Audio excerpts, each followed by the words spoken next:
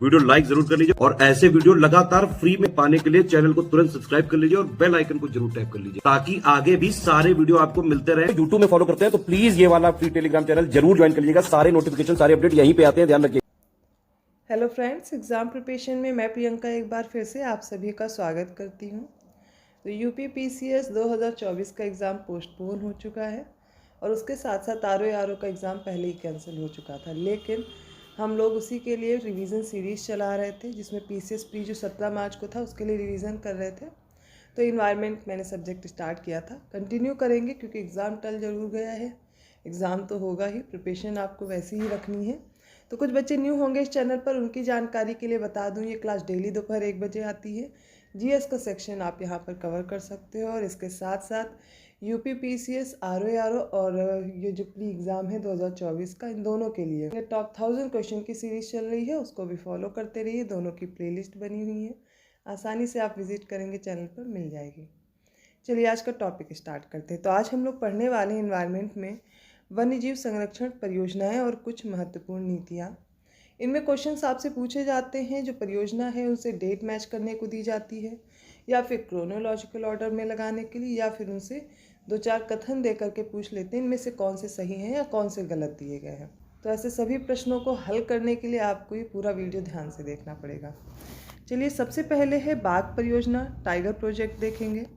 ये 1973 में अर्थात 1973 में स्टार्ट हुई। बाघों की संख्या में कमी को रोकना इसका मुख्य उद्देश्य था और उनकी संख्या में वृद्धि करना। प्रोजेक्ट टाइगर अप्रैल 1973 में प्रधानमंत्री इंदिरा गांधी के निवास के दौरान भारत सरकार द्वारा शुरू किया गया एक बाघ संरक्षण कार्यक्रम है। डेट याद रखनी है, ठीक है। फिर है लाल पांडा परियोजना, ये 1996 में शुरू हुई। लाल पांडा भारत के पूर्वी हिमालय क्षेत्र में 1500 से 4000 मीटर की ऊंचाई पर सिक्किम, अरुणाचल प्रदेश, दार्जिलिंग के जंगलों में पाया जाता है और यह परियोजना विश्व प्रकृति निधि के सहयोग से पद्मजा नायडू हिमालयन प्राणी उद्यान में प्रारंभ हुई। 1996 में लाल पांडा परियोजना। नेक्स्ट है थामिन मृग परियोजना, ये 1977 में शुरू हुई। ये जो थामिन मृग हैं, आपको सबसे पहले तो यही याद रखना है पाए कहाँ जाते हैं। तो ये मणिपुर में पाए जाते हैं और ये विश्व के दुर्लभ स्तनधारियों में से एक है। तो इनके संरक्षण के लिए 1977 में परियोजना चलाई गई। इसके बाद हम लोग पढ़ेंगे कछुआ संरक्षण परियोजना। कछुआ संरक्षण परियोजना शुरू होती है 1975 में, 1975 में। कछुए की विशिष्ट प्रजातियों में से एक है ऑलिव रिडले।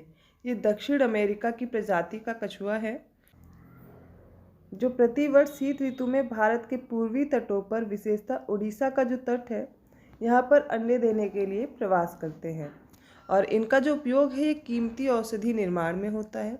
अब इनके संरक्षण के लिए उड़ीसा सरकार ने परियोजना चलाई, कौन सी? 1975 में भीतरकनिका अभ्यारण्य से कछुआ संरक्षण परियोजना। इस कछुए का प्रजनन स्थल उड़ीसा का गहिरमाथा समुद्र तट है जो 3 किलोमीटर लंबा है और 350 मीटर चौड़ा द्वीप है जो नदियों के मुहाने के बीच भीतरकनिका अभ्यारण्य में स्थित है और इस अभ्यारण्य में मैंग्रोव वन भी पाए जाते हैं। नेक्स्ट है गैंडा परियोजना, ये 1987 में शुरू हुई। एक सींग वाला गैंडा केवल भारत में पाया जाता है और असम के मानस अभ्यारण्य और काजीरंगा उद्यान तथा पश्चिमी बंगाल का जल्दापारा अभ्यारण्य गैंडों की प्रमुख शरण स्थली है। इनके सींग का उपयोग औषधि निर्माण में होता है और इनके संरक्षण के लिए गैंडा परियोजना 1987 में स्टार्ट की गई। अगली है घड़ियाल प्रजनन परियोजना, 1975 में स्टार्ट की गई। भारत सरकार ने संयुक्त राष्ट्र विकास कार्यक्रम की सहायता से 1975 से उड़ीसा से यह योजना प्रारंभ की थी। इसी योजना का विस्तार कुकरैल, लखनऊ जो कि उत्तर प्रदेश में है, राजस्थान, एमपी, अंडमान निकोबार, असम, बिहार व नागालैंड में भी किया गया। तो आप देखेंगे जिन जिन क्षेत्रों पे ये पाए जाते हैं घड़ियाल, वहाँ पर ये परियोजना चलाई गई 1975 में। अब है गिद्ध संरक्षण परियोजना, 2006 में शुरू हुई। वर्ष 2006 में हरियाणा वन विभाग एवं बॉम्बे नेचुरल हिस्ट्री सोसाइटी के मध्य एक सहमति पत्र में गिद्धों के संरक्षण का लक्ष्य रखा गया था। अब गिद्धों की संख्या दिखाई ही नहीं पड़ती है, क्यों? क्योंकि इनकी मृत्यु का कारण है डिक्लोफेनैक जो कि पशुओं को दिया जाता है। ये एक तरह का दर्द निवारक भी है जो कि देखिए अभी यूज़ होता है मेडिसिन में। और डिक्लोफिन एक ऐसी दवा थी जैसे जानवरों को दी गई, उसके बाद इनको गिद्धों ने खाया उनके मांस को, और उसको खा करके उनकी प्रजाति धीरे धीरे विलुप्त ही हो गई। ऐसा क्यों? क्योंकि डिक्लोफिनैक उनके लिए हानिकारक हो गया, उनके मृत्यु का कारण बना। तो डिक्लोफिनैक आप देख सकते हैं कितना हार्मफुल रहा। और ये नॉन स्टेरॉयड और एंटी इन्फ्लेमेटरी ड्रग है, NSAID है। जूनागढ़, भोपाल, हैदराबाद, भुवनेश्वर से इस गिद्ध संरक्षण परियोजना की शुरुआत की गई। असम के धर्मपुर में देश का प्रथम गिद्ध प्रजनन केंद्र स्थापित किया गया है। कहाँ पर शुरू किया गया ये देख लीजिए, असम के धर्मपुर में पहला गिद्ध प्रजनन केंद्र जो है वो स्थापित किया गया है। अगली परियोजना है गिर सिंह परियोजना, 1973 में शुरू होती है। गिर अभ्यारण्य को 1973 में राष्ट्रीय उद्यान घोषित किया गया था। इसके साथ केंद्र सरकार द्वारा इसी उद्यान से गिर सिंह परियोजना की शुरुआत भी की गई। गिर उद्यान को एशियाई सिंहों के घर के नाम से भी जाना जाता है। गुजरात के जूनागढ़ जिले के 1412 वर्ग किलोमीटर क्षेत्र पर स्थित यह उद्यान अब एकमात्र ऐसा उद्यान है जहां ये शेर पाए जाते हैं। तो गिर सिंह परियोजना याद रखनी है 1973 में। अगली है हाथी परियोजना, बहुत बार पूछा गया है, 1992 में स्टार्ट होती है। और हाथी के बारे में तो आप जानते ही होंगे, भारत का सबसे बड़ा स्थलीय स्तनपायी जानवर है। इसे भारतीय वन्यजीव संरक्षण अधिनियम 1972 की जो अनुसूची है उसे अनुसूची फर्स्ट में रखा गया है। 7 दिसंबर 1992 को केंद्र सरकार द्वारा सिंहभूम, जो कि झारखंड में है, यहाँ से प्रोजेक्ट एलिफेंट की शुरुआत की गई। भारत के प्रमुख हाथी संरक्षित क्षेत्र में आप देखेंगे पेरियार अभ्यारण्य है जो कि केरल में है, मानस अभ्यारण्य और काजीरंगा राष्ट्रीय उद्यान ये असम में है, राजाजी राष्ट्रीय उद्यान और जिम कार्बेट राष्ट्रीय उद्यान ये उत्तराखंड में है। यहाँ पर ये संरक्षित क्षेत्र हैं हाथी के लिए।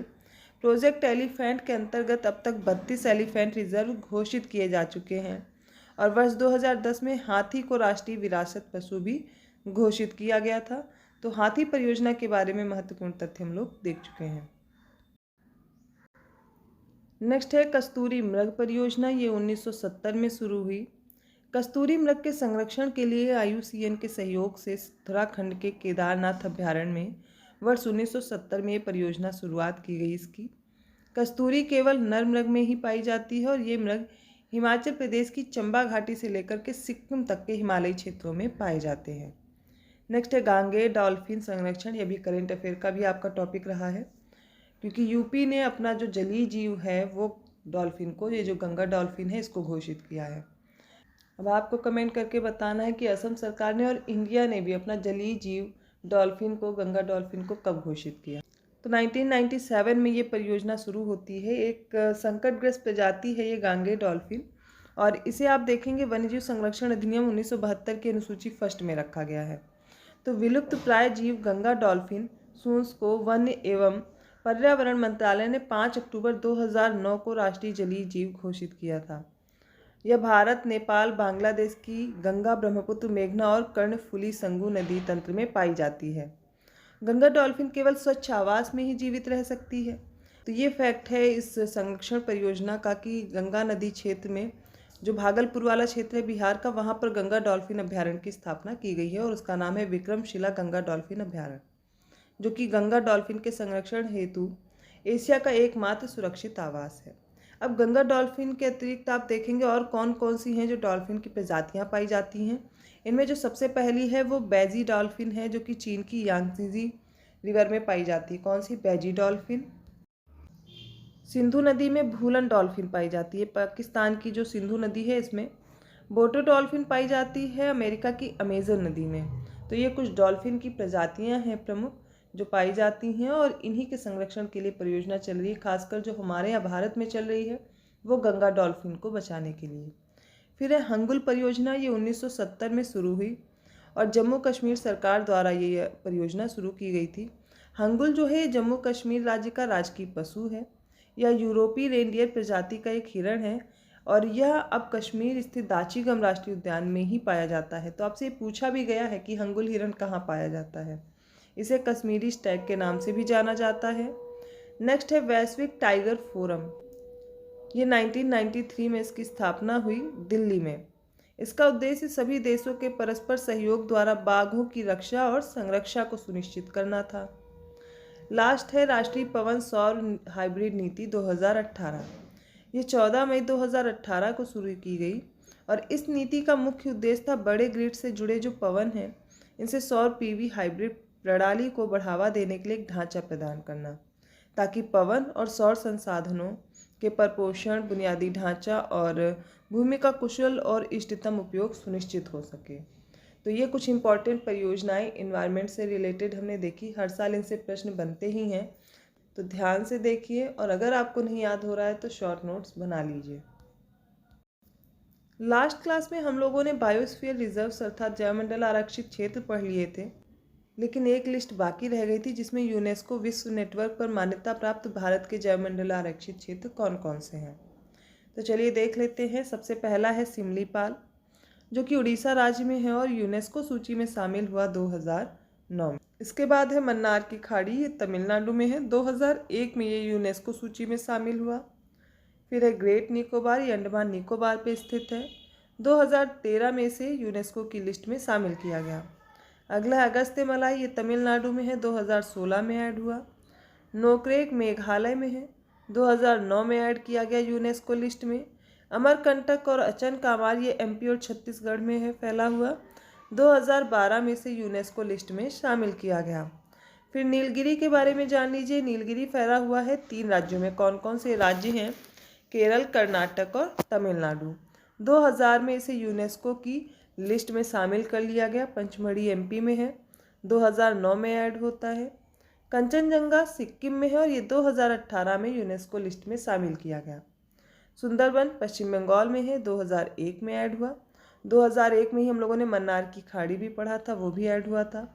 नंदा देवी उत्तराखंड में है। 2004 में ऐड हुआ। और पन्ना, जो कि 12वां बायोस्फीयर रिजर्व बना यूनेस्को की लिस्ट में शामिल होने वाला, जो कि एमपी में है और ये अक्टूबर 2020 में ऐड हुआ था। तो ये होगा यूनेस्को द्वारा जो उनकी लिस्ट में शामिल किए गए बायोस्फीयर रिजर्व्स हैं। बाकी मैंने जितने भी बायोस्फीयर रिजर्व्स हैं वो कल वाली क्लास में कंप्लीट करा दिए थे। अगर आपने लास्ट क्लास नहीं देखी है तो उसे ज़रूर देख लें। वहाँ पर इन्वायरमेंट से रिलेटेड बहुत से इंपॉर्टेंट फैक्ट्स कवर कराए गए हैं।